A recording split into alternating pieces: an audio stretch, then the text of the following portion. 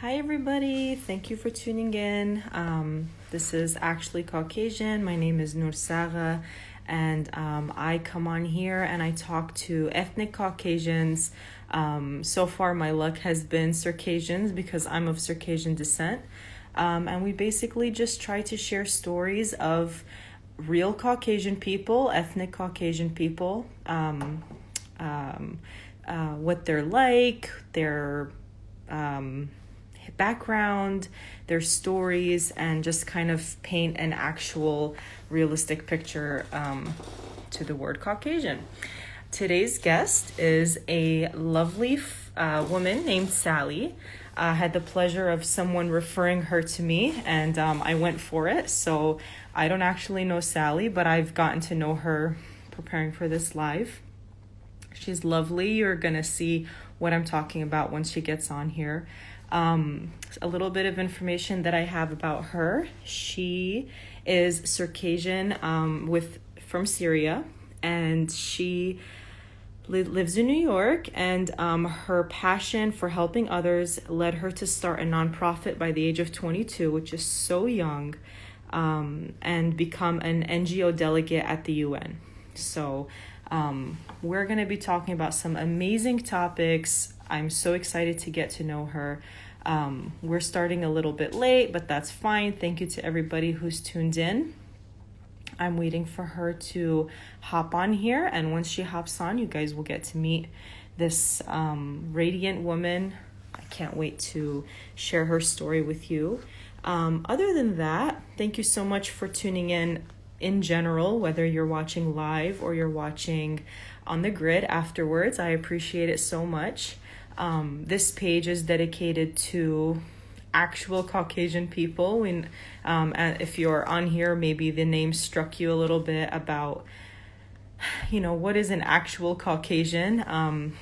I'm from America, so in America we use the word Caucasian to describe basically white people of European descent. And it's a little bit disempowering for people who are actually Caucasian, which includes such a large, beautiful variety of people.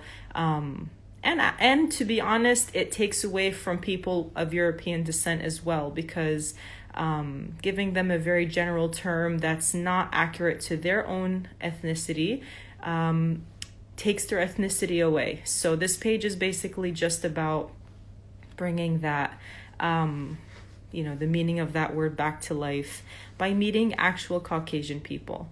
I have a lot of content on that. It's something that, bothers me a little bit, but I try to have a sense of humor about it. And I'm just waiting for Sally to join in. Where are you, girl? Thank you to everybody who's here. Let me go ahead and wave, wave, wave. Thank you, everybody who's here. Appreciate it. I can't wait for you guys to hear Sally's story. I got to, of course, because I have been speaking to her on the side. We got to kind of get to know each other a little bit. She just signed on, so I'm going to go ahead and invite her. So excited for this conversation.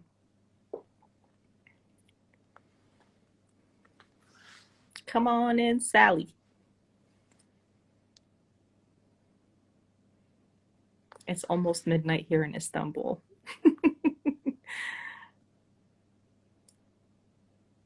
Sally had a little bit of a situation, so she, asked me to postpone. Obviously, this is completely up to my guest's availability, so I'm not even sure if she's home yet. She said she might be joining us from her car, so hopefully she's able to connect.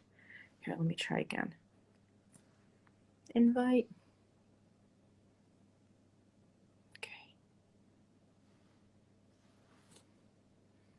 Again, thank you to everybody who's logged in and joined with us live.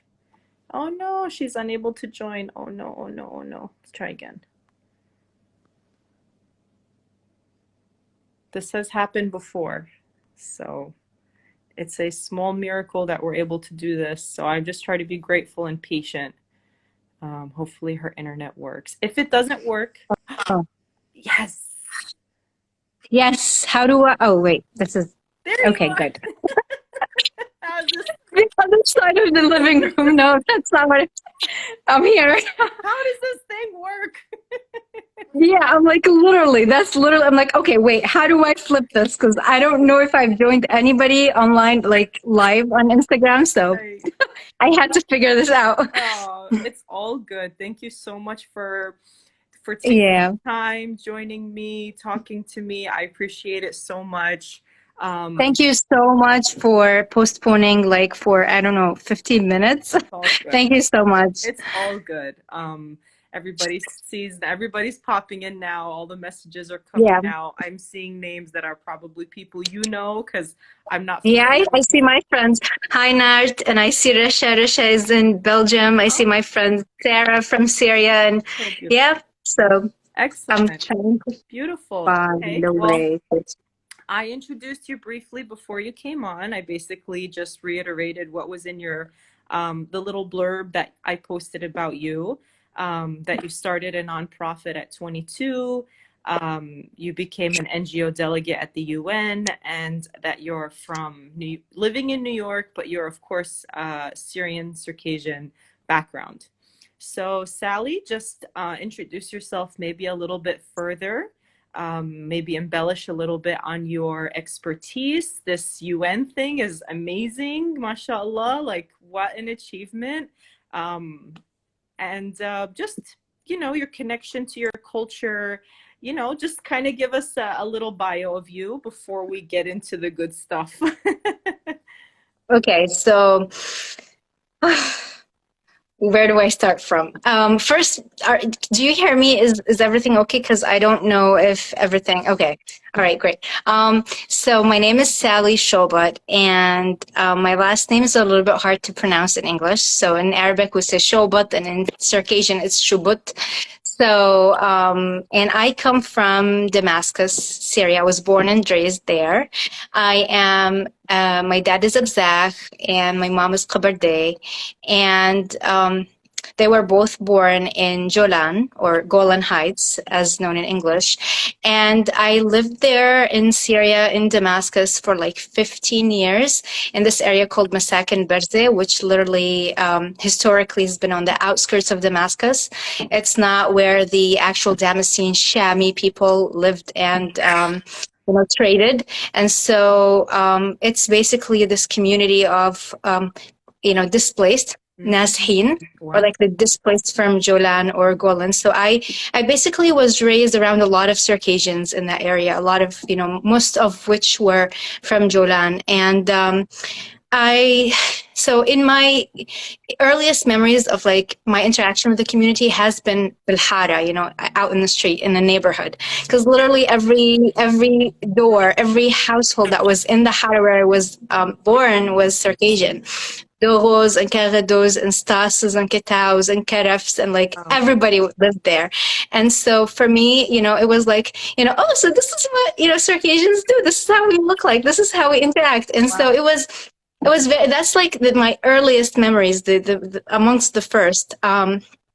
Right after that, in 2012, we migrated to the United States.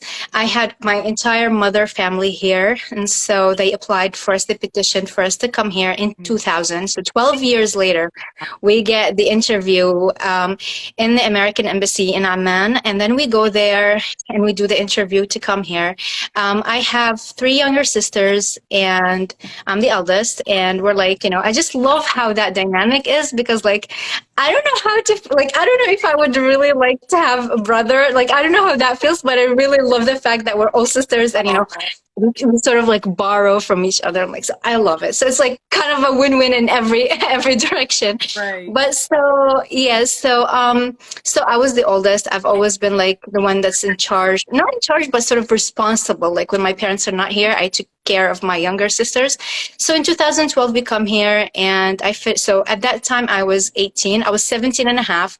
I had finished high school and I came here with the ambition to like, become a scientist or like, a doctor, because like everybody in the community has to either be an engineer and a doctor, or a doctor, and that's really important because I mean, Circassians didn't really, since our, migration or, forced migration, like in the diaspora, we didn't choose those disciplines. And if you take a look around the globe, Circassians in Turkey don't aspire at 100%, like all of them, to be doctors or engineers. Right. In the US, I'm sure, that's not the case as well. But in the Middle East, we sort of took that from, I feel like we got that from the Arab culture, because what worked in those communities was science majors and science studies.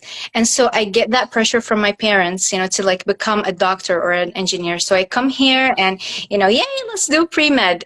So I got into school right away in college. In my third year, I wasn't doing very well in my classes. And I was like, hold on, wait a second, this may not be for me. And I took like a semester off to check if, I enjoy extracurriculars. So I volunteered with multiple organizations and I fell in love in civil work.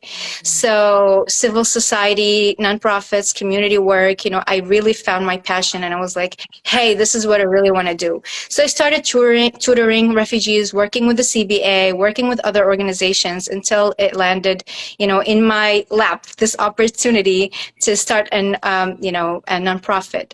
In Syria, medical students did not have many student organizations. And so they wanted to become part of something, international, so that can provide them in the year 2016 with like a channel or a way, a path to get away from Syria, right? So instead of just being, becoming or like fleeing the country as refugees, I hate to label, Syrians or like anybody, but medical students didn't want to leave the country, start from zero, from scratch.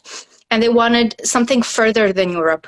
Right. And so we hear of this international organization for medical students, and they're like, we don't have a branch here. Let's start a branch here. We started a branch there, in fact, in 4 of the most major, biggest campuses in Syria. And, that was my gateway to the UN. So I represented them at the UN, and they sort of got recognized at the UN. And so, yeah, and I've been doing that for 3 or 4 years. But I'm not just representing Syrian students. I'm working on behalf of the international umbrella, so 1.5 million students. And at the UN, I kept asking myself, like, oh my God, I'm so good at this. Humbly. But no, like the way I was interacting with like, diplomats, and I see delegations that were sent, and I'm heading the delegation, and everybody's so intimidated. They come from a medical background, so they were there to basically get the experience and not to further the agenda. And I was there, I'm like, oh my God, there's an opportunity. We should go and squeeze. We should, talk to this guy and get some funding. And we should just like maybe partner with this organization. And so I decided to just, dump science and biology. And I'm like, what am I doing in my life? And I switched to political science. And I've just finished with my master's. I've been in the US for 10 years, literally. July 2022 will be my 10th anniversary here in the US. I got married 3 years ago, and right now, living with my husband in New York, in Nyack. It's a little bit up, so it's not in the city, it's a little bit north. And yeah, so that's basically it. I hope I did it. Well, so we actually have so much in common. I'm also the oldest. I was born in Damascus. And I didn't live in Nyack, but I performed there once. That was kind of cool. That counts. Yeah. It's a little town. It's a little village. If you've never been here, then totally.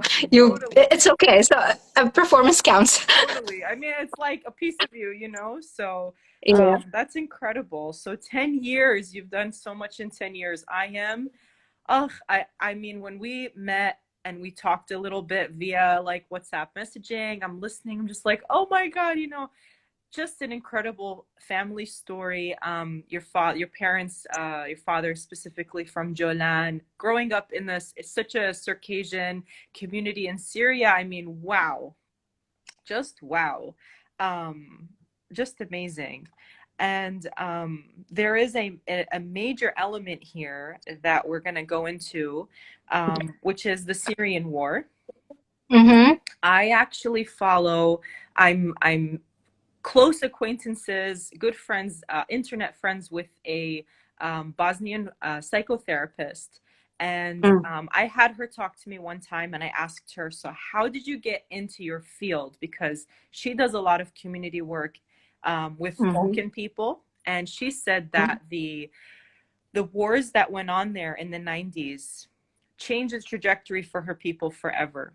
And it affected her life. And, you know, the more you read about this topic with people, the more you see how war, obviously, just the ripple effects are incredible. And when we spoke, you know, the Syrian war had a huge impact on the trajectory of your life. So if you'd like to share a little bit, whatever you're comfortable sharing, you know, we can get into that.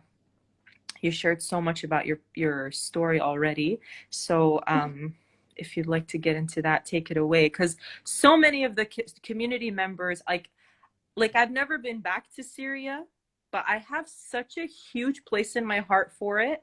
And I think that so many people who are going to watch this are just like me, where they probably have gone back, and the war was just devastating for so many people, no matter what side of the political line you sat on. You know, it was just mhm. Yep. so devastating to watch. So if you have any insight kind of to that as to how that impacted your life.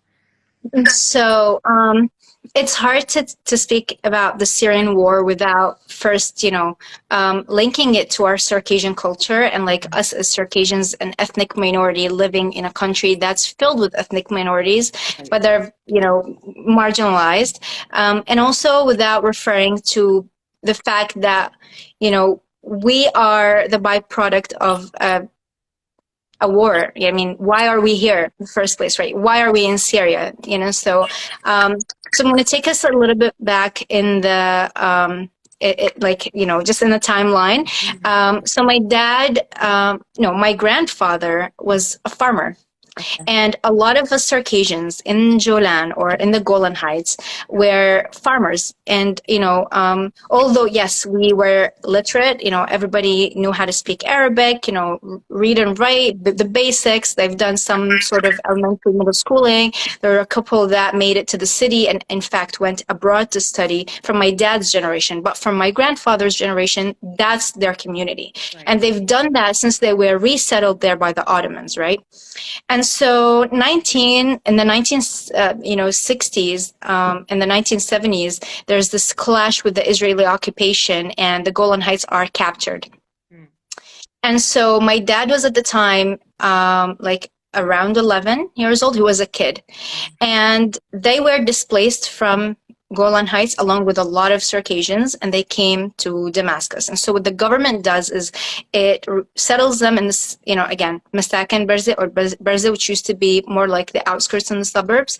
And so they formed their own communities. But the way this happened is the government built these little blocks, like you'd think they're Lego blocks, these buildings. They became the flats or the apartments where most of Nazhin or the displaced lived in. So Circassians, in order to preserve their identity, they decided to do not live in those apartments. So what they do is they are assigned the land, and they build the houses. So to preserve the Circassian identity and culture, my grandfather and other grandfathers spent every penny they had to build those houses. And so literally that generation started from zero again in Damascus. And I mean, they were not college graduates. And at the time, Damascus is a very complicated and sophisticated city. It's a city with cars and trains and trams, and women are getting education and they're working and all that. Remember, Syria in the 60s and 70s was sort of like still thriving. Right. And so my dad's and his sisters and brothers are now pressured to go to college and getting an education. Right. And so at that time, Circassians were like, okay, they know the value of education more than ever. And so you have that first trauma, which is war and displacement, and you have the second culture shock, right? Because they're in Syria, but right. It's a different community. And they go to college, and now they have to interact with non-Circassians also on a bigger scale. And so you have all these little tiny details that our dads went through. Um, my aunts and uncles are all like, they went to colleges. My aunts are all teachers and my uncles are all engineers. I have an uncle who's a doctor, who had to do his senior year of high school twice in order to get to medicine because my grandfather wouldn't just let it go. So that's really, really, that's so deep. And again, they get this from the Arab community. And so after that, we're born and, so all I knew was just literally my friends from Hara, literally. And I spoke Circassian up until third grade. I went to first and second and third grade. I was not speaking a word in Arabic. And it's so funny because it's like, so how in America, it's the education system is pretty much linked to the local vicinity or the municipality, right? So there, we're all like Nazhin and we have our own schools and we go there and the teachers are also Circassian and I go and I speak Circassian and they're like, okay, I'm just getting A's all first and second grade. But so I literally, my first language was Circassian, Abzak. And I spoke that until I was around 7 years old. And then, I had to learn Arabic. So I obviously learned Arabic. And after that, 2 years later, we had to learn English and I learned English and then we learned French. And so it's one of the things that I'm very thankful to the Syrian education system for, like 4 languages already. And I'm not even like 15. So that was like a really good thing.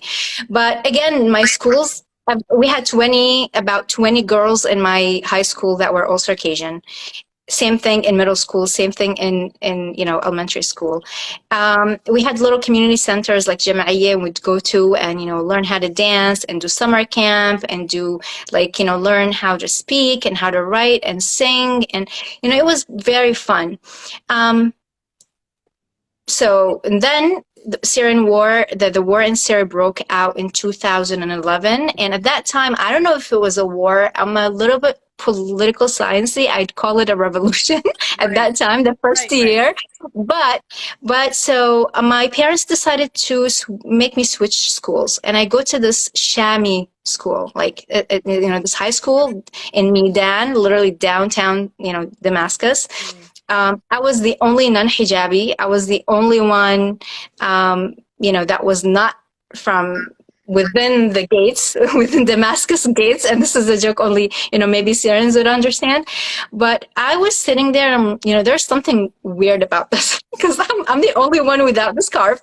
Everybody's covered. Everybody, they all go pray Dhuhr and then they go all pray Asr. And I'm sitting there, I'm like, oh my God, I have to pray because now I have to do this. And you need to remember, we're not that conservative as a community, but we might find few Circassian families that are conservative, but at the time, and I'm like, oh my God, I'm going to pray, Dhuhr and Asr and Maghrib and Ash. And I actually did. So, and I was so surprised at myself. But anyway, then, protests. So one day I was making my way to my school and it was, remember the other side of town, 45-minute bus ride. And, when this protest was on the street, I didn't know because that's not when I left the house, I didn't get the news. So I get off the bus and they had set a perimeter and I can't access that perimeter. And I'm like, I don't know any other place here and I need somewhere to be safe. So I go and on my way, making my way to my school, I was stopped by intelligence officers, who I thought to be intelligence officers. And I was questioned in the streets, but they didn't speak Arabic. And they spoke Farsi. And I was like, my school is here. And I started to using sign language. And I'm like, no, I need to get here. This is the only place I know here. I mean, what do I do? There aren't any buses coming, the other direction because there's a perimeter. So, I just couldn't know what to do. And I was pushed against the wall and I fell on the floor, on the ground. And, it was just an eye opener for me at the moment. I'm like, okay, now there's something going on here. This is not just simple protest. There's something going on here. And as I was I got to my school, I knocked on the door, I couldn't get in and everybody had already cleared the building. And so where do I go? Literally, and all guys and men are just looking at me and they're like, no, don't go there. You're a girl. You can't just face this alone. You're alone. Just come back here. And I'm like, no, I come back where? Like, if come back means going 45 minutes across town in a bus, I can't come back. Where do I go? And, in my young mind at the time, 17 years old, I just, I saw the protest and I'm like, okay, forget it. They threw me on the ground. I'm just going to join this time. And then, I saw about like 13 men being shot point blank in front of me. And I freaked out. Everybody started running. But then, remember, because this is under a huge amount of surveillance, if I run, it shows like I was with them. If I don't, I'm like, I wasn't with them protest. I'm just like, what do I do? And it's my first time. Again, this is like all happening in the millisecond. My friend on the second floor, and she's like, Sally, come here. I live here. And I'm like, oh my God, Ghania, you're here. I'm just going to go upstairs. So yay. So she opened the door for me and I went inside. And, they had cut, telecommunications and stuff, so I couldn't get to my parents even. I waited until everything cooled down in the evening. I came back home. And if I tell my parents what happened, they wouldn't make me go to school anymore, This is my future on the line. And I had to just, so I sort of hid it. And then it kept happening, those protests and this like disruptions and the checkpoints and a lot of intensity. And there's a lack of trust that just, that just grows with time. Again, this is a neighborhood where I lived in that didn't come from just one background. We were like literally a mix. It's a community of the displaced, and they can be from anywhere around the country. And that's what was, most heartbreaking for me, and also an eye-opener for me, because that was my first engagement with the non-Circassian community. This is the first time I've actually lived with the Shami people, with the Syrian people. I got to understand religion a little bit more. I wouldn't say I'm a conservative, but so that's when I also decided to wear hijab and just think of religion a little bit differently in a way. It's just a lifestyle. It's not just, a class that I have to take in school. And that is the year that shaped me, I would say, and made me see all the flaws that we have in this Circassian diaspora, but at the same time strengthened me a lot, because when I was there, I was like, I'm Circassian, I'm not Syrian. And what's important with that was, the Circassian community at the time didn't really take a side. Right. And so, because again, we're alien, we're not Syrians, so like, why even care? Why get in the middle of the civil war? So they did not pick a side. And for me, that sort of a little bit bothered me, but I understood it. Right. Right. But that's one of the few points in history where you take a look at the Circassian community in Syria and you see them not really acting Syrian. Right. Whether pro regime or, against it. So, and then we came here, and so that's basically, that's like how I got in touch with the Syrian civil war, like how it affected me at first. And after that, it would be a little bit tense to mention just now, but, generally it was, quite an experience. That's what I would say. Very intense. I mean, you were so young. You had, like you were saying, you decided to wear hijab. You were identifying with you were just getting into a totally new demographic of people within your own country. So that safety nest that you had been in your whole like childhood, now you're out of it in this like big city element. I mean, any of these things, which is what I found striking about your story, any one of these things is so transformative. But all of these things happening basically within a very short amount of time during such a young period of your life, I mean, it can be overwhelming. I would imagine it was in the moment, probably you got yourself through it. But and you know what, Noor, it's like at that time I had, a lot of my Circassian friends just just didn't keep in touch. I see. Um, and so we are first and foremost Circassians. Right. And in school, we had always been one group. It doesn't matter, me and my other 20 classmates, it doesn't matter even if we had our own disagreements, in the community outside, Right. when we're in school and when there's anybody that's trying to minimize or invalidate or just, ignore one of us or, just hurt anybody one way or the other, we all stood as one. Right. Wow. And that's why I had literally this girl that sat right next to me in my desk in my desk, and her name was Anwar. Anwar used to tell me, like, you guys are like one person. Like, we wouldn't just feel comfortable, like, picking a fight or like, not even a fight, like, or just going close, up to you. And that really keeps ringing in my head. But then when I decided to take a stance politically, right, which was completely my right. I mean, it was my right as a person and as a Syrian, as a Circassian, to have my own opinion. And at the time, that Syrian crisis divided us. Yes. It divided this really great bond that we had that was based on our ethnic background, regardless where we came from, Julan or Hamas or Halab, or like, it didn't matter where we came from. But that war broke a lot of relations. And 10 years later, we knew it was not our war, and it was not like our, so you'd see the community saying that it's not our war. Why did we do this to ourselves? But then it's a little bit late. It's 10 years later. Right. And right now, I'm in touch with most of them, but at the time, that was like the biggest eye opener for me, like in terms of the Circassian community. I mean, yeah. This happened also in New Jersey. I remember in America in general. From my experience, my family specifically, and a lot of the Syrian community, Circassian Syrian community members are very political. Just even growing up, I remember I heard a lot of politics from the grown-ups around me.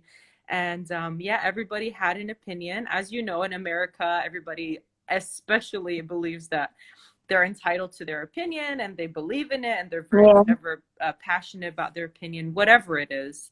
And it happened here too, where it was very dividing for a lot of people, even among siblings. And, people get very upset when the Syrian issue came up, and it would come up all the time.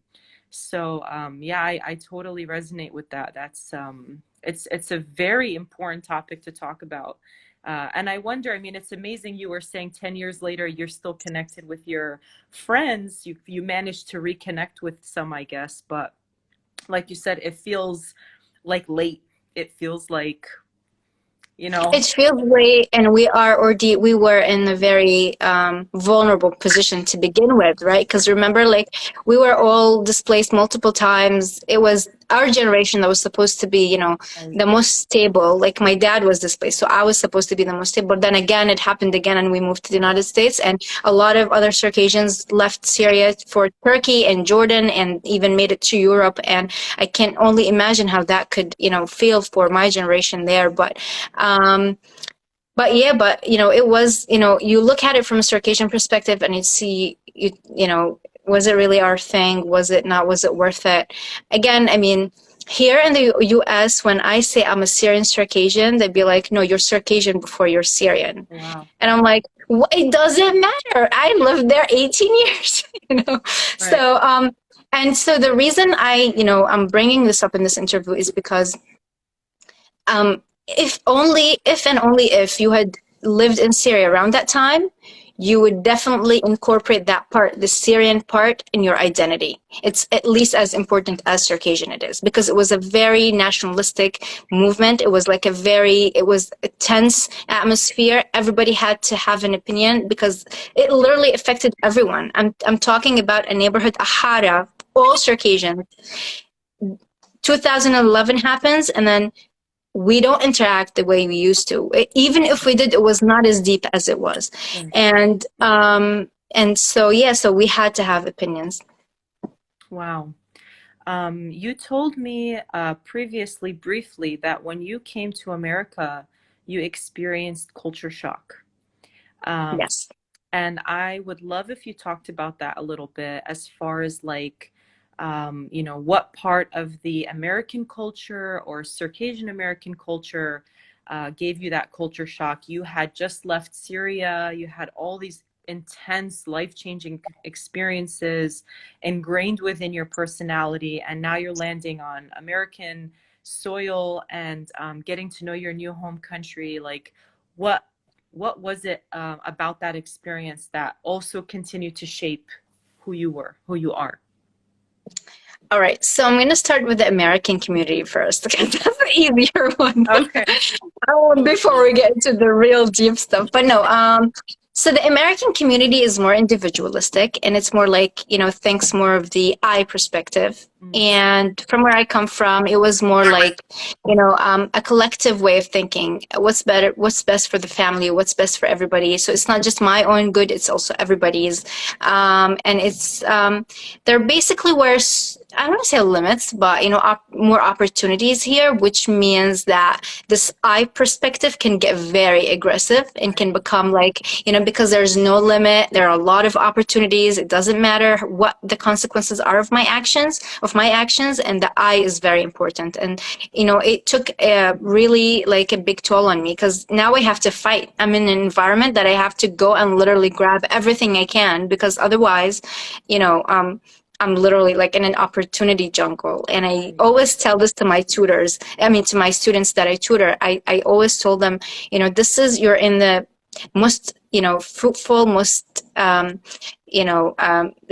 best, probably the most fruitful farm you can ever be in. And there are all these great trees. But if you don't go and get your, fruits, just like harvest, then just like, you're not going to get anything. It's not about waiting for the opportunity to come. It's about going there and getting it. So it's very harsh. In another way, also the working culture here. So when I came here, as I mentioned, I had to go and take, I took some science classes. They come with lab sessions, and I worked 2 full-time jobs at the time. If I was in Syria, I don't think I would have to work.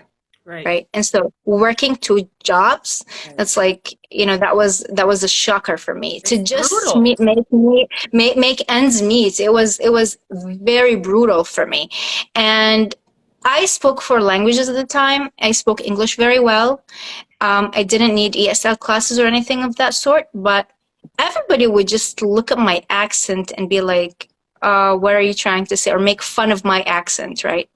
So the bullying part of it was really also, it was really hard. Right. I went to Passaic County Community College, the Wanacue campus, and my first class there was an English class, and, the professor wanted us to introduce ourselves, and I introduced myself, and I said, my name is Sally Shobut. I just literally arrived a month ago, and I'm here to meet, new people. This is my first interaction with American people, and, I want to make friends, and everybody laughs. And, my voice was like, I was shaken. Like, what? Did I say anything wrong? So my thought process was, did I say anything wrong? Did I sound funny? Did I make sure did I pronounce everything right? Like my accent. So I went back in my head and then, how am I going to come back to this class? Everybody laughed at me. This is my first impression. And it was so devastating, It was just heartbreaking. And that semester, every time I had a class on the Wanacue campus, I would just sit outside, wait for my aunt to come and pick me up. Wow.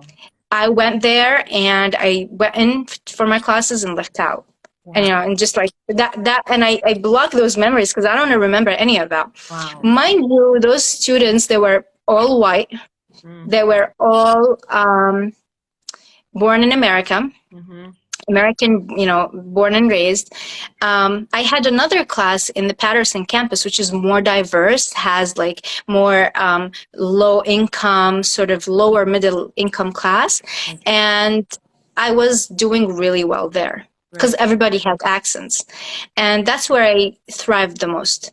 So those were all like shockers for me. Wow. As for the Circassian part, the Circassian Americans, I felt like they all went to the same schools. They made their cliques, their groups, and coming as an outsider, I went to an event at the CBA the first year, and I just like, I. How can I approach somebody? Am I speaking? Is my language okay? Am I? Um, do I just go and like knock on this person, like, just tap this person and be like, hey, hi, my name is Tally. I'm new here. I'm here to meet friends. Like, how do I do this? Right. Um, and I was not approached, and there weren't that many activities going on for the newcomers.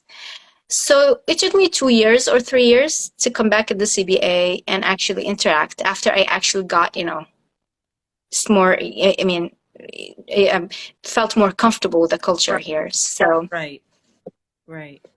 I grew up in New Jersey and I left and then I went back for a short time. And I can speak to this clique culture a little bit. yeah. It is like a lock. Like once you are associated with certain people, I mean, it is incredibly, for me, it was difficult to try and reassociate or especially having lived in California for some years and then going back, like you just have like a different way of looking at people and groups of people, like, oh, really want to hang out with this person. But I know also that like for people who come in new, if you don't have like a cousin or a relative bringing you in, hey, this is Sally, this is whoever, hang out, it can be incredibly intimidating. And there are people who are born and raised in that community and they get anxiety every single time they're going to associate with I those know, people. I mean, there's just something about it. It's but intense. Noor, it's changing. It's changed a lot. Okay. Or maybe I changed. I don't know, but no, the atmosphere it's changed now, and I've ended up meeting and getting to know a lot of the same faces I used to see at the time, Okay. and so we're all like, everybody is great. It's just this how the mechanism within the CBA structure to like welcome newcomers and to like integrate them to get to know these people, to let them make friends, or like the meet and greet is not there. Right. And I just, it's one thing that I'd love, the CBA here to sort of work on or do. But that also highlights the difference where our diaspora countries, does to us. Because me and so American Circassians and Syrian Circassians are Circassians at the end. We follow the same Habza, we speak the same language, we come from the same land. We might share relatives because everybody's related to someone, Right. right, in our community. But when you factor in the nationality and the culture where we were born and raised in, then you see those differences. And so this, it increases the divide, increases the differences that we shouldn't have in the first place. Right. And now you have even Circassians living in Sweden and Belgium and Turkey and Germany and Austria and UK, and so like you can imagine now what's going to happen after the influx of refugees that was in 2015, 2016. Right. Incredible. I mean, what an insightful, so much food for thought there. It's incredible. I mean, I've heard my mom say on her experience that like no matter where you go in the world, if you meet Circassian people, they like welcome you and all this stuff. But that really is true. Like I can't imagine how lonely it must be to go through everything and relocate and move, which I, at this point in my life, have a lot of experience moving, and moving with my 5-year-old and thinking about his feelings. And I mean, just trying to put myself in your shoes at that time, like, wow. Incredible. And there's a follow-up to that. That's so when I came here, because in Syria, I was like, the majority was Muslims and everybody Syrian, obviously. Right. So what I had to emphasize and work on was my Circassian identity. So I'd always make sure that, I invest in that. I learn more about Circassian culture, the language, the kabza, and try to project as much as I can from, of that identity. Right. But when I came here, now all of those are, things that I have to work on. I have to work on my Muslim identity. I have to work on my migrant identity. I have to, invest in my Circassian identity and my Syrian identity. And it's like, and so the first few months were like, which one is the most important? Which one do I put first? And imagine going to a country like, I don't know, say Portugal, Okay. or the only Circassian family there, or so it's easier for us here because we have casa and we have jam'iyya and we have a community. Right. So it's easier for us, like, to keep in touch with that side of the story. But the Circassian in Portugal, for example, if they don't have a casa, if there isn't a community, then which one of those is the most important that they have to focus on, that their individual effort has to go 100% or majority of their effort needs to go towards? Do they invest in their religion, which is really important?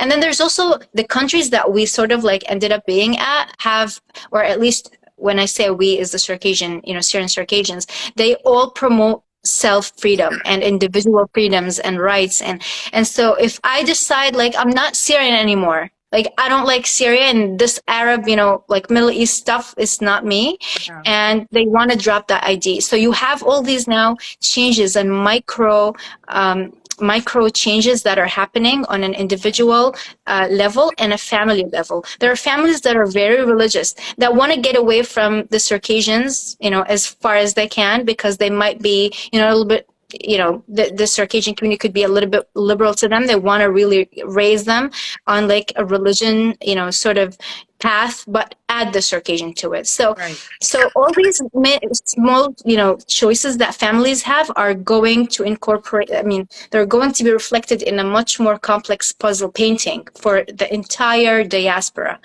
And I love diversity. I just don't know if that will hurt us or, help us in the long run. But my tendency in this matter is like growing up in America, I used to hear a lot about, like becoming Americanized, and that was like a bad word.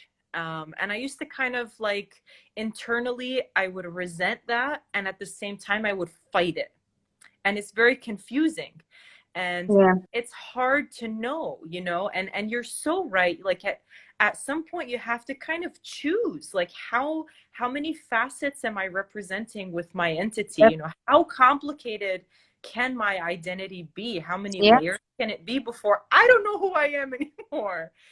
yeah, So I think, like, as a community, what we need to do, in my humble opinion, is, instead of turning these things into bad words, Americanized, Arabized, you know, yep, I have experiences like that actually when I moved to California, because I wear hijab as well, and I used to wear a couple bangles, like my mom gave me some bangles, and I used to just do my thing, and it really irritated a lot of people, and it was just me being me. Like I chose to have two facets. I chose to be Muslim and Circassian, but like Syrian Circassian as well, even though I hadn't been there. It was just like something I yeah, was holding on to because I was born there. My family, let's say, has an ethnic Syrian sort of flavor to it. So it's like, instead of it bothering people, instead of it being like, well, how Circassian are you? Like a measuring contest. mm-hmm, I think as a community, we would really, really benefit just from accepting the fact that these facets exist in all of us, and yes, we need to just open up a little bit, open up, yep, like yes, I'm not going to, I can't change the fact that I'm Americanized. mm-hmm, I can't hate that in myself either. Why would I hate yeah, that? I am mm, Americanized. yep, yep. You know it's like, you can't It's help just it. This is a funny story. In 2015, I went back to visit Syria, and at that time, in my Syrian friends' eyes, I was already Americanized, Wow. and it had only been 3 years since I've been here. Oh, But now, 10 years later, I see me sometimes. Just I do things the way they're done in America, but I can't. So it's that facet is there, and then there's just 100 others yeah. in there, Yeah. and it's this the funny story is, so when I went to Syria, I was like, I had this trouble throwing the plastic water bottle in the trash. And I'm like, I can't. It's plastic. It needs to go to the recyclables. I just Precisely. can't. I can't do this here. And they're like, you're already an American. You're already an Oh, American. And I felt so guilty. And I had like this little bag for all my plastic waste, and I even didn't throw it in the just like the big collecting trash, right. garbage the can, like the communal. And I put it outside, and so it was. I just couldn't. I couldn't cross the street. The streets were like didn't have crossing. It was so bad. They That's they called me so Americanized. that's so But again, I left Syria when I was 17. What did I know? I didn't really go to college there, or get in. Um, I wasn't in touch with the system there. So I grew up in America in a yeah. way as well. So Yeah, absolutely. I mean, that was about the age that we moved to California. I was a senior in high hmm school, and I lived there for over 10 years, and I'm just like I feel like I'm from California. It's weird. Like even in America, I'm like, yeah, we spent some time in New Jersey, but I mean, I like really grew up, like my brain finalized its development in Cali. So, it's just like it is what it is, like, yeah, you know, yeah, I think it's beautiful. I think that instead of yeah. rejecting that and being like, oh, it's like we should just be like, this is our people. This until we have a homeland, this is our people. And like just spread some love, man. That's my Cali talk coming out. Okay. I have Um, a question, and obviously this is a little bit off of the traditional interviews that I'm doing, because I really want you to tell your story and talk about your story. But we already kind of touched it on it. It's when in Rome, do as the Romans. And you're already explaining that so well about that tug of war in yourself, about assimilating with the Romans. Who are the Romans? How many Romans? Yeah. A dish, Romans, how many? God, you're hilarious. How many Roman? How many? Because the No, that's not Circassian, like which Roman to mimic yeah. Yeah. You with know, when you're not in Rome. I had a guest recently come on, and he went to the Caucasus and he answered the question about the Romans as an American Circassian going back home and trying to fit in back home hmm in the Caucasus. So even if we were to go back, it's not like we would fit in completely either. We would have a lot of learning to Yeah, yep. Because again, this place where we all grew up, where we were all raised, went to school, and the friends we made, do. Right. all the socialization we've done in the past, what, 200 years? How Yeah. many years? 200 years almost. Yeah. So all these years, like this shaped the community, not just so imagine like 10 years in America, what it did to me. Imagine like how would that do to my family as a whole, all of us, and then the community. And so it's pretty interesting to study sociologically. Right. But so what was the question?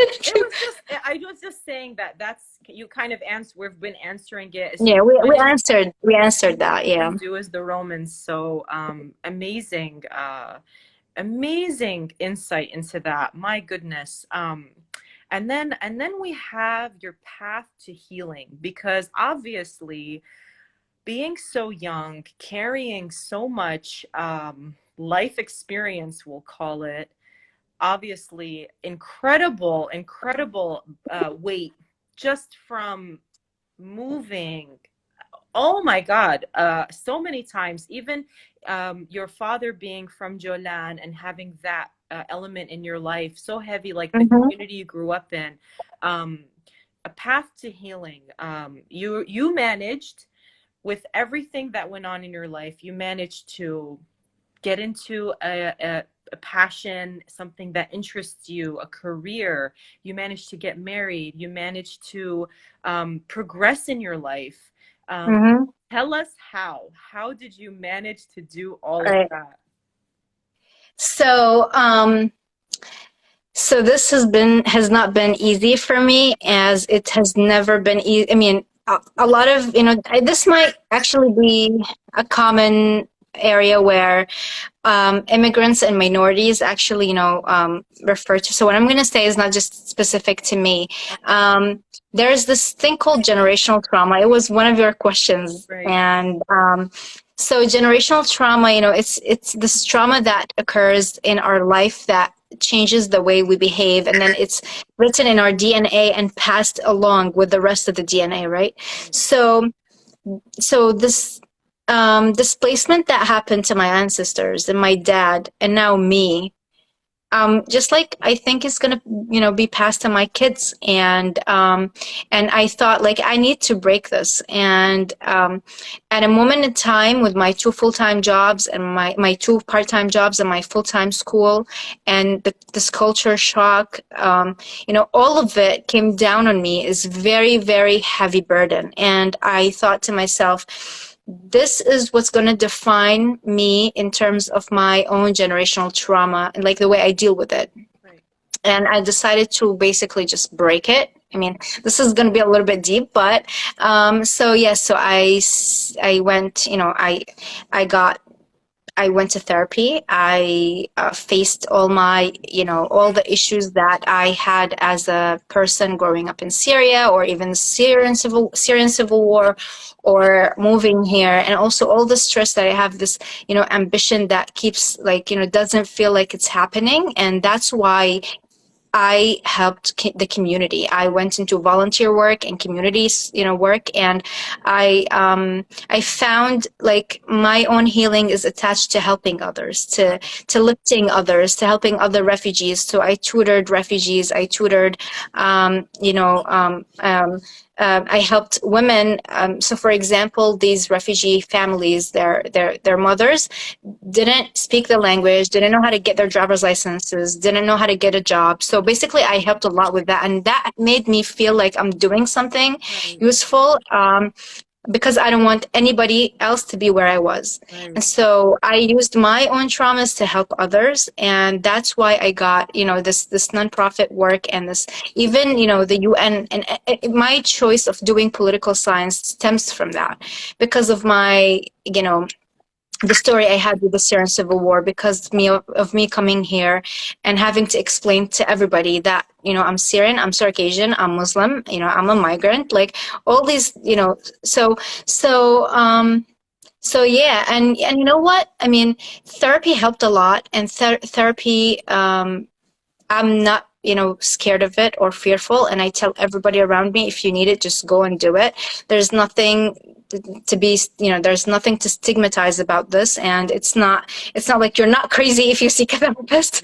Right. Because, so I mean, it was my way of dealing with my traumas. And I hope everybody else who faced just a teeny tiny bit of stress to seek, that therapy.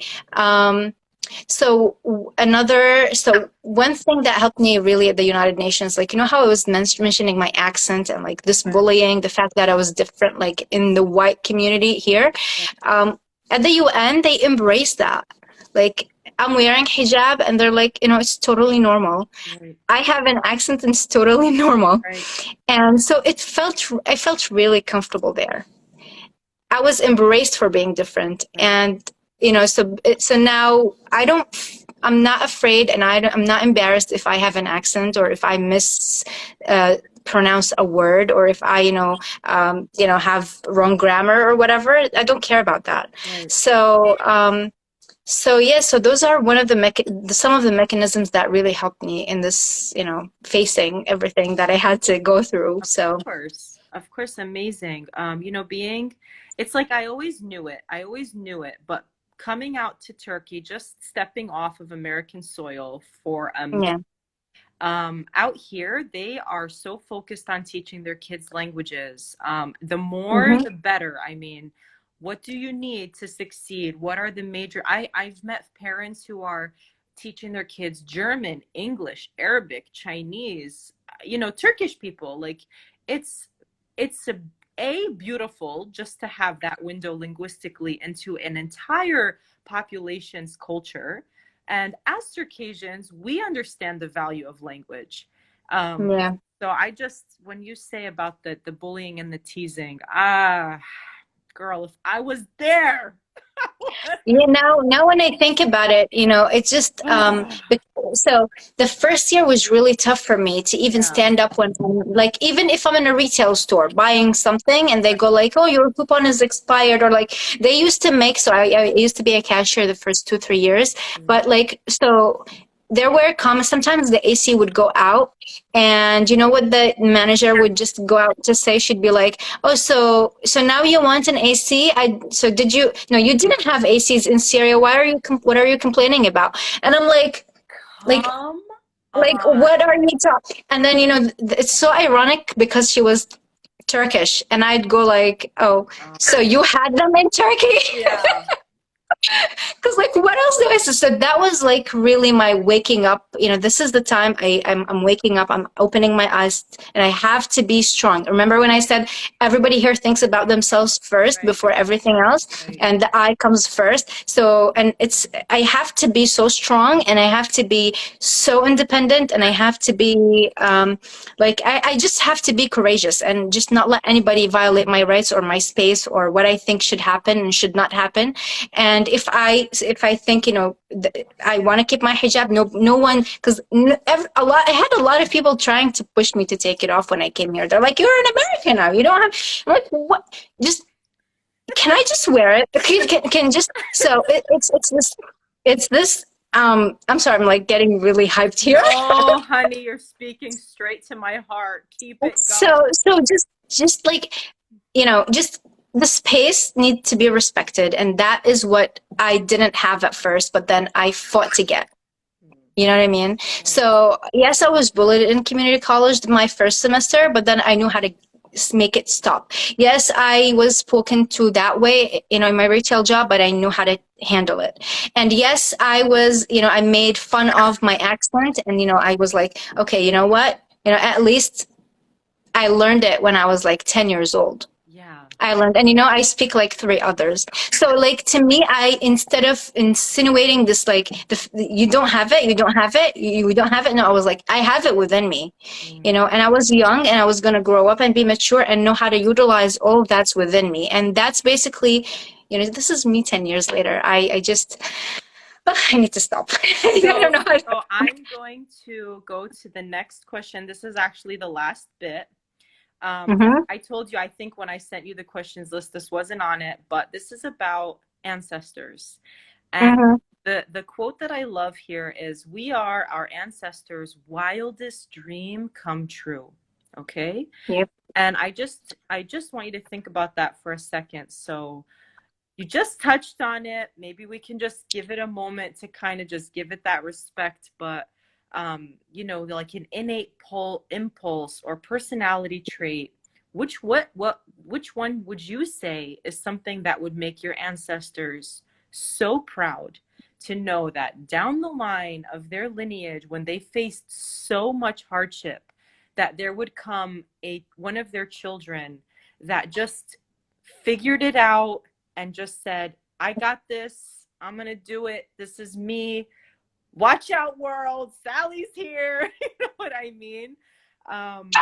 What part of your Oh my life, God. yeah, what part of your life do you feel like their prayers were answered in you? I think, okay. My ancestor, okay. It's snowing outside. It's not even helping me to. Oh, But so the question is what trait that I have now that my ancestors will be proud of, right? right, right. Okay, so I would say persistence. Because like I feel like Yeah, so I feel that because of everything that me, my father, my grandfather, and everything that we've been through, and the community around me that has been through, we've come to a place. I'm in a place where I just know that things are not given, they're earned or they're worked hard for, and so I'm very persistent in getting where I want to be and becoming what I want to be, Right. and just it's I'm not gonna give up. I'm not giving up. It's for my ancestors. It's for me. It's for every other Circassian. It's like um I'm just gonna persist until I get it. You know what I mean? I'm gonna Right. keep trying one way or the other, Right. and it's gonna happen. I'm very hopeful. I'm very persistent, and I'm very courageous. I I'm not shy of asking or trying or failing, and I've been in places that I never thought I'd ever be, but I learned how to get out of them, and I've had people around me that helped me, and that's what I think my ancestors would be the most proud of. The fact that as a community we help each other no matter what. At the end of the day, we're one. We always stick to one another. And even if I don't know the Circassian that's like right now in Turkey, we would still connect. If so they left us this um this bond, and we still have it. We haven't lost it, and we are getting more persistent as time passed by. Right. Beautiful. I think you're absolutely right. I think you're absolutely right on that. I think if they had a time machine and they popped into your living room right now and they got to talk to you, they'd be like, "Oh my God, yes." They would be so hopeful for the future and they would be so proud. And I think what the beautiful thing about your story is the way that you overcame so many things that would destroy anybody, and really take them a long time to overcome it's trauma. It really is trauma in its very basic form. And you found a way to overcome it and turn that lemon to lemonade. Mashallah. Like, Um, I'm so honored to meet you and know you. I have to tip my hat. no, you're over. You're overselling it. It's not. No, no, I'm You not. No, I'm not. I gotta tip my hat to Tamil Ghesh. If you watch this, buddy, thank you for sending me It's her. all because of. It It's all is. because. He had a feeling that I would just love you. So, thank you so So, much, Becky. If I mean, I'm out of my questions. If there's anything you want to add, maybe like a shout out or like yeah. a Um, closing thought, you have the space to do that. If you'd like to. If not, so, yeah. So, what I want to say is, a lot of us feel, um, you know, pessimistic about the future. They go like, we don't speak the language. We're losing the language. We're losing the Kabza. We're now more divided than ever. There's Circassians in every country on this planet, and we don't even know they're there. Our identity is, just we're losing it. It's falling from our grasps, and it's and yes, that's true in a sense, but I'm very optimistic. On their contrary, I'm just very optimistic because I feel that we all know now why is that happening. We all know that it's happening. We all are trying our best to stop it, and there may be, a lack of like more collective organizing on those efforts, but in one way or another, when we're parenting, we're just passing this identity. We're teaching Khabsa, we're teaching how like to do chips and pasta. That's something. yeah, Believe me. it is. So that's very important to stay hopeful. I want everybody to remain hopeful that our identity is not lost if we all try to preserve it one way or the other. And it's okay to have multiple ways of identifying, ourselves. It's totally okay. They're called, there's something called race, there's something called religion, there's something called nationality, there's something called Right. Right. philosophical, ideological identity, they're different. They don't have to be only one and one thing only. Right. And in fact, the more complex our identities are, and aware we are of that, the more colors and diversity we bring to our community if we know how to utilize it. And the other thing is that it's okay to admit to having trauma or problem or having a weakness, having depression, having anxiety. Because I mean, I get stressed really quickly and I get anxious really fast. If I have a paper due that I don't submit by the end of the week and I have like 100 other things that I have to do in the house, I get really anxious. Right. And that's okay. And what's more important is to address them. The stupid stigma that we get, that mental illness and like all the stressors and like the traumas are like, so this is not something you should seek help for, or it's you're crazy if you're depressed, you're crazy, or if you go to a therapist, you're crazy, because all this like I can't. But this all we got from the communities we live in. And so me being in America and facing this trauma that I had to go through, or like the traumas and everything, the depression and the anxiety, this made me feel so thankful that I was in America, because it was easier to find a professional here. It was easier for me to speak up, because like I can't help but think Circassians that are in countries that can't find this mental professionals and the care, like how can, and let alone having to walk into a doctor's office and tell them, oh, by the way, in 2011 on my way to school I got hit by a police officer. So that lack of stress that exists in countries that like Syria, it's irreparable. It can't be fixed at this point, and I don't know when it will be fixed. But all I can say is that those Syrians that had to cross the Mediterranean, that had to walk through Europe, that had to start their life from scratch, it's okay to seek help. In fact, you're amongst the few that are so lucky to have systems that appreciate this. Right. And believe me, you will come out of it stronger, and it will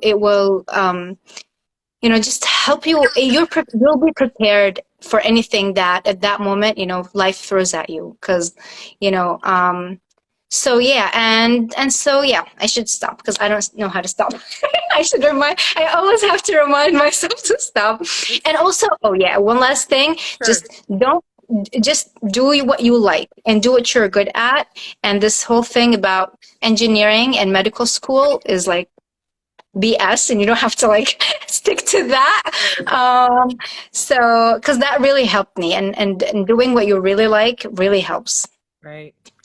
I want to take it. I want to put it on a poster. I want to put it on a billboard on the freeway. And I want everybody to read it as they drive to work. So that's how on board to that I am. Just to add to that really quick before we wrap up, the way that I see it, especially when I listen to your story, such an impactful story, that the difference between your ability to experience those things and continue to lead a healthy life where you get to reach for the things that you want, and a life of, let's say, our great grandparents or great great grandparents who experienced incredibly difficult traumas and probably died early because of all of the pain and suffering that they went through, the anguish that they went through, is the effort to heal and the resources that you had, right? Like you were touching on.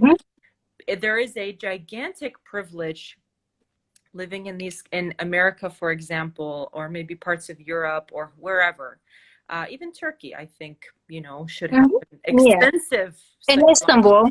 Yeah, exactly. Where you just have to walk into an office and be like, I want to talk. I want to talk to somebody. I want to fix this. I don't want to live like this anymore. And you would be healing so much pain in your lineage and in your body, Yeah. and you in the future, and And you everything. know what? Setting yourself to parent the right way, the healthy way, because a lot of this we're doing, whether we like it or we're conscious about it or we're not, like Exactly. we're passing what our parents, the way we were parented. This is how we parent, and this is how we are raising all like the generation. And I feel like that's really that's why I in my closing statements I was trying to say is that it's okay to say I'm not feeling good today, Right. and let's do something about it. I love it. And you know what I mean, if this is what really makes us stronger as a community. I mean, if we don't face this, Right. if we don't, and not just that, like also okay, so we might be now going on a tangent, but take the practices that are done now in the community, you know, looking down on, I don't want to say looking down, but like, we're Circassians, everybody else is not, like, so this whole thing, like, we fix it once we fix ourselves, and once we connect with those other identities we have and be okay with it. Right. We will all elevate as a community, and we will all, just get better as, and that's for our own goodness. Wow. I love it, Sally. Thank you so much. Even coming on here, sharing your story, sharing your thoughts, which are so honest and so coming from a place of love. I mean, I can feel it. It comes from a place of I'm care. only thanking God, Noor, that probably my dad and my mom are not here listening. But like that, it's like, oh my God, you're bringing art, just out everything out on the front. But no, we, I'm just everybody. So this whole image that Sally is strong. Sally is, 10 years in America. She has everything she wants. She's, she went to school. And then there's like, everybody has this other, this thing behind. And the connection here is that without this weak spot, the weak spots that I was in, I wouldn't have done what I've done. That's my drive. That's what I've been doing in the 5 years that have, in the last 5 years, helping others. That's why. Right. Yeah. That's the shadow to the light. Yep. Right.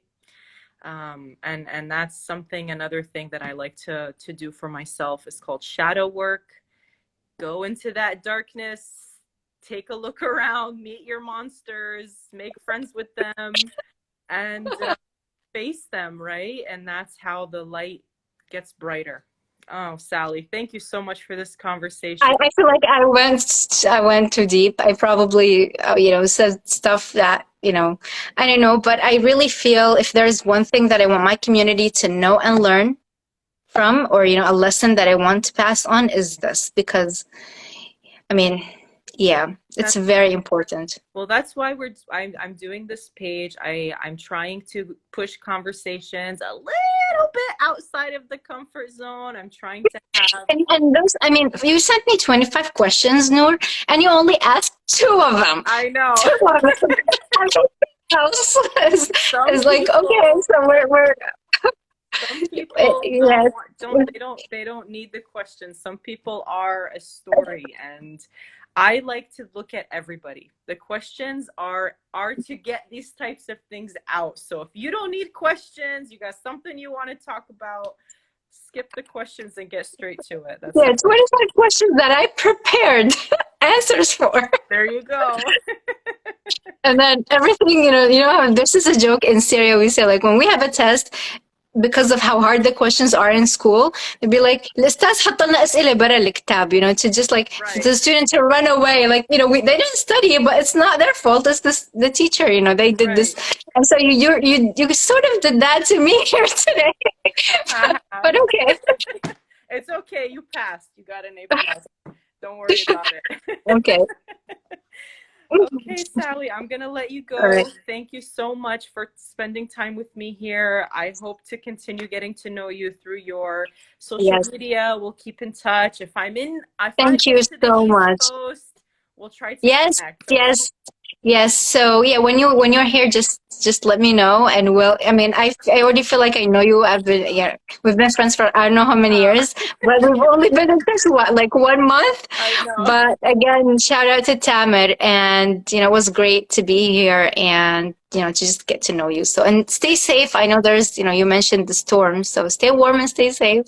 Thank you so much. You too. And yeah, we'll talk soon, inshallah. Thank you so much. Hey, Okay. thank you so much. This was great. Thank you, ladies. I have to agree. All right. Yeah, Enjoy that's good. enjoy the rest of your day. And like I said, thank you guys. Thank you for everybody who tuned in. I hope you Yes. enjoyed Sally's conversation Yep. as much as I did. Thank you so much for everybody that just, kept up. That remained till the very last moment. There you go. There are the hearts. Yeah. All right, Sally. Take care. And Thank you. see you soon. Yeah, ma salama. Bye bye. Ma salama.